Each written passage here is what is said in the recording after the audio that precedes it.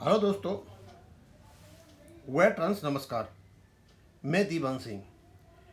मैं आपको बताना चाहूँगा कि 5 तारीख को 5 फरवरी 2026 को जब सिंघवी साहब ने माननीय सुप्रीम कोर्ट में बहस की थी फंड थ्योरी को छोड़कर, जब रेगुलेशन पे आई थे, तो उन्होंने कितनी कितनी बड़ी बातें कह दी थी, क्योंकि वो सुप्रीम कोर्ट के वकील हैं। उनको पता है कि एक्ट की क्या वैल्यू है और उस एक्ट के अंतर्गत बने हुए रेगुलेशन की क्या वैल्यू है, वो उस दिन समझा चुके थे। और क्योंकि वो सीनियर एडवोकेट हैं, वो जो कुछ कह रहे थे उसको जज या जो बेंच के जो जजेस थे, जस्टिसेस थे, वो समझ रहे थे और वो ये समझ गए थे कि सीनियर एडवोकेट सिंघवी साहब जो कह रहे हैं वो बाइंडिंग एनफोर्सिएबल रेगुलेशन है। तभी उन्होंने कमेंट किया था। अब क्योंकि हम जैसे लोग, छोटे लोग जो नहीं जानते हैं, लॉ वाले तो जानते हैं, शायद समझ नहीं पाए, अब उसी का हम थोड़ा सा इंटरप्रिटेशन करेंगे। तो इस वीडियो से पहले मैंने आपको बताया रेगुलेशन 2 प्रकार के होते हैं। एक होता है स्टैट्यूटरी रेगुलेशन और एक होता है non statutory regulation. Statutory regulation का मतलब पार्लियामेंट द्वारा पास किए गए कानून के अंतर्गत उस प्रक्रिया से बना रेगुलेशन स्टैट्यूटरी रेगुलेशन है, वो बाइंडिंग होता है। एक रेगुलेशन ऐसा जो पार्लियामेंट ने पास तो किया है एक्ट, लेकिन उसके अंतर्गत उस प्रक्रिया में वो बना नहीं है। वो शक्ति दे दी बैंकों को 2 पार्टियों के बीच में, एक नॉन स्टैट्यूटरी बॉडी आईबीए और यूएफबी के बीच में समझौता करके, निगोशिएशन करके और अप्रूव करके उन्होंने क्या ना बेस समझौता लागू कर दिया, और वो नोटिफाइड नहीं होता। स्टैट्यूटरी रेगुलेशन नोटिफाइड होता है, नॉन स्टैट्यूटरी नोटिफाइड भी नहीं होता और बाइंडिंग भी नहीं होता। ये उन्हीं पार्टियों के बीच में बाइंडिंग होता है जिन्होंने दस्तखत किए हैं, दूसरी में नहीं। यही कारण है कमलेश चतुर्वेदी जी ने लेबर कोर्ट में केस कर रखा है या ट्रिब्यूनल में कर रखा है। उन्होंने माना ही नहीं उसको, कि बोला मैं समझौते को नहीं मानता। नहीं मानो, नहीं मानो, चलो हम नहीं जाते, हम 5 तारीख की बात करेंगे। आज मैं पढ़ के बताता हूँ उसको कि उसके निष्कर्ष क्या निकलते हैं, जिससे आप अच्छी चीज़ों को समझ सको। MC Singla case a significant turn in the legal battle for bank pension updation में क्या हुआ था 5 तारीख को। The hearing of the MC Singla case before the honourable supreme court on 5 February 2026 may well prove to be a landmark event in the long struggle of bank pensioners for pension updation। बहुत बड़ी चीज हुई थी उस दिन। For nearly 3 decades, 30 साल तक bank pensioners have been confronted with a narrative propagated by certain quarters that pension updation has no regulatory backing under the bank employees pension regulation 1995। 30 साल तक हम यही कहते हैं कि हमारा कोई पेंशन रेगुलेशन में कोई अपडेशन का क्लॉज नहीं है, and that any revision of pension is dependent solely upon the availability of funds, और यह फंड की थ्योरी गाई गई। This narrative effectively pushed into the background the statutory framework governing pension and the specific provisions incorporated in the regular. और इस narrative ने हमारे regulation को पृष्ठभूमि में डाल दिया, और यही नरेटिव 30 साल तक चलता रहा। During the hearing before the bench, comprising Justice Bikramnath and Justice Sandeep Mehta, senior advocate Mr. Singhvi successfully drew the court's attention to the true legal position regarding Regulation 35.1 of BPR 995 as amended 2003. The core argument presented was that Regulation 35.1, read together with Appendix 1, is not a static provision frozen in time. Rather, it is a continuing and dynamic regulatory mechanism capable of accommodating periodic pension revision corresponding to changes in pay scales. The amendment made in 2003 strengthened this position and demonstrated the legislative intent to maintain parity between pension computation and evolving wage structures। बड़ा सीधा साधा जो इसमें appendix 1 दे रखी है वो controlling mechanism है। वो स्टैटिक नहीं है, कंटिन्यूइंग है, डायनेमिक है, प्रोग्रेसिव है। और यही कारण है कि 3 टाइम पीरियड्स के बेंच ने आपसे कैलकुलेशंस मांगे थे। The significance of the argument lies in the fact that it challenges the long-standing contention that no provision of pension updation exists in the regulation. Instead, it highlights that the regulatory framework itself contains the necessary legal foundation for present pension updation.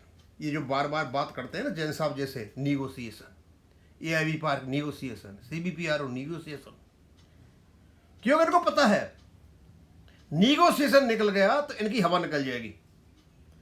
Next, according to those present during the proceeding, the honourable bench observe your arguments are relevant if you have not paid you have to pay as per regulation. ये जो observation है, ये जो वाक्य बोले honourable justice बकर, उन्होंने ऐसे ही नहीं बोल दिए थे।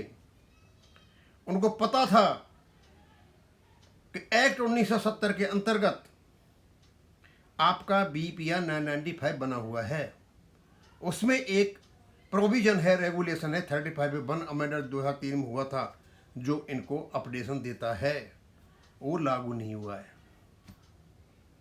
कंक्लूजन निकाल चुके थे, तब उन्होंने बोला था। While the final interpretation and outcome remain subject to judicial determination, this observation assumes considerable importance.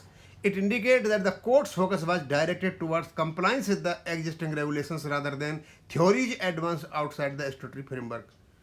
वो कहते हैं कोर्ट का मुख्य उद्देश्य ये था कि जो रेगुलेशन है उसको कंप्लाई कराना। वो उस थ्योरी पे ध्यान नहीं दे रहे थे, जो स्टैट्यूटरी फ्रेमवर्क है उसके इधर उधर जो थ्योरी चल रही थी। कोर्ट ने कहा कि आपको रेगुलेशन कंप्लाई करना पड़ेगा। सारी चीजें हो चुकी हैं, केवल कंप्लायंस नहीं हुआ है, इंप्लीमेंट नहीं हुआ है, एग्जीक्यूशन नहीं हुआ है। और ये वर्डिंग जो जस्टिस विक्रमनाथ जी ने निकाले थे, ये केवल और केवल to obey the regulation, to implement it. आगे, equally significant was the court's direction requiring calculation of pension for 3 different periods. Such a direction generally reflects the court's desire to understand the practical financial implications of the regulatory provision under examination. The required calculation have since been submitted before the honorable court. Court ने 3 calculation भी मांगे। शायद हो सकता है कोई देख रहे हो कि पोजीशन क्या है, क्या पेंशन आपकी स्टैटिक है और इसका खर्चा कितना पड़ेगा, और ये तीनों के तीनों दे दिए गए हैं। For bank pensioners this development has broadened the aspect of the pension updation. Debate may no longer be confined to whether pension updation is desirable as a matter of policy. Instead, the central question increasingly appear to be whether the existing statutory regulation already provide a legal basis for such updation, whether those regulations have been fully implemented. बस इनको ये देखना है क्या इनसे updation है और वो लागू हुए कि नहीं हुए। कोर्ट का इतना से काम है, ज़्यादा नहीं है। The case has also brought renewed attention to the legal status of BPR 995. These regulations were framed under the powers conferred by the nationalization status governing public sector banks and possesses statutory force. Consequently, any interpretation of pension rights must begin with the regulation themselves rather than the administrative opinions or negotiated positions. As the matter progresses, bank pensioners across the country await the final decision with great interest. The outcome has the potential not only to affect pension calculations but also to clarify an important principle, whether statutory pension regulation can be sidelined by administrative interpretation. दूसरी बात और आ गई, court ये भी देखेगा कि जो ये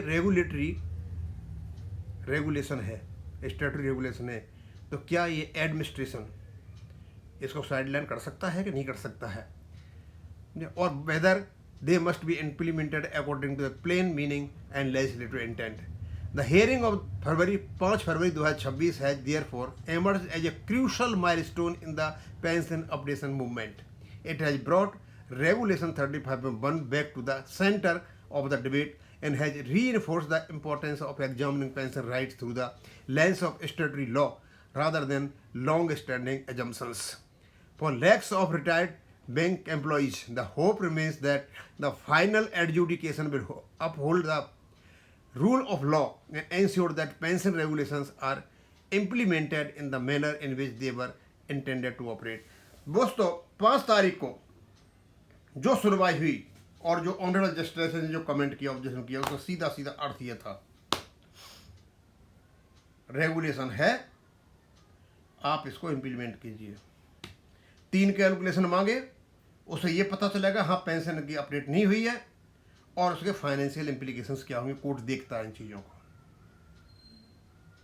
मतलब अंतिम कील तो ठोकी जा चुकी है और अपने इस स्टैंड से कोर्ट नहीं हटेगा, क्योंकि रूल ऑफ द लॉ माननीय सुप्रीम कोर्ट चला है, उसी रास्ते पर चलेगा।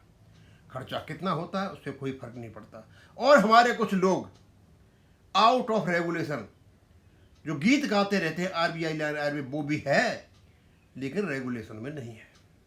हो सकता है जब फाइनल डिसीजन होते वक्त जो लंबा चौड़ा टाइम है, इस चीज़ पर भी ध्यान दिया जा सके। कोर्ट ये भी कह सकता है कि गलती आपकी है, लोग जो दुख पा रहे हैं, इतने दिन से दुख पाया, गलती आपकी है, आपने गलती क्यों इम्प्लीमेंट नहीं किया।